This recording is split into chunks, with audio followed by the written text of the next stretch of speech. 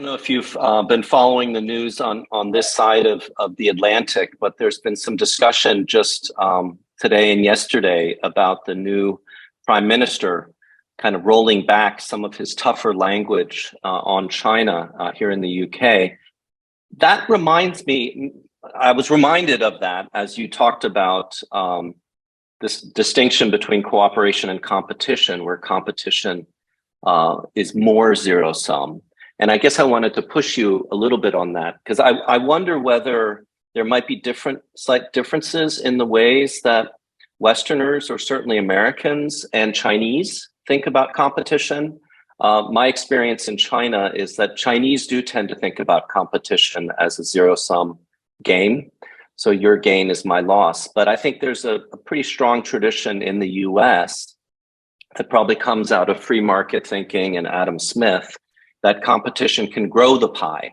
And indeed, you talk about this in your book as well, that there's some healthy competition that can perhaps lead to things like greater availability of green technology. But I think maybe as a part of that, the fact that competition isn't normatively bad as a word, it's left a lot of people searching for a new language, something between what you called competition and conflict to describe the relationship. And I guess I'm wondering, is this a futile task? Because in a way, what you're saying in this book is that there's no one term that's going to capture China's relations with the world, because it's so multivariate. So in different sectors, you're going to have different combinations of cooperation, competition, rivalry, whatever you want to call it. I think that's right, Peter, but I would also add, and I think perhaps something I wanted to try to inject into the discussion is the idea that not only can China's relationship with the world not be kind of reduced or understood purely in terms of cooperation versus competition versus conflict, but also that no single issue area can, including those like climate change or public health, that we traditionally think of very much in those terms. In terms of things that fundamentally require international collective action, and of course they do, but there are also less cooperative dynamics that are very important in shaping those issues, and that can, in some ways, and in some on some particular issue areas, have some productive outcomes. That being said, I think your point is well taken that there are certainly lots of normative issues at play in how I sort of think about these differences. And that maybe gets to something I do want to emphasize in the book, which is I think the reason that we have to think about competition as well as cooperation when it comes to climate change, public health, emerging technologies, is really that we're seeing fundamental differences in values bleed over into these newer issue areas. And at the same time, and this is something that perhaps we can come back to, a lot of the traditional areas of both substance and of friction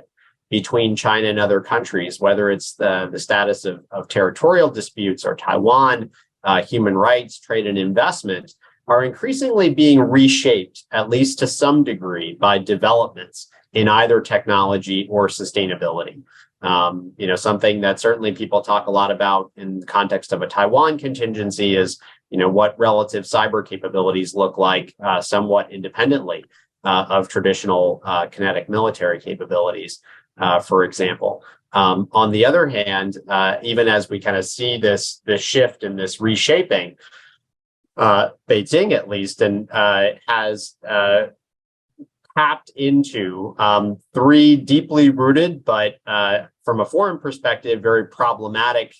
principles to respond to these newer issue areas in sustainability and technology. And there are three that I identify in the book: authoritarianism, nationalism, and protectionism, that have really formed the basis of China's response to the development and regulation of artificial intelligence, as well as its approach to international climate diplomacy, public health, et cetera.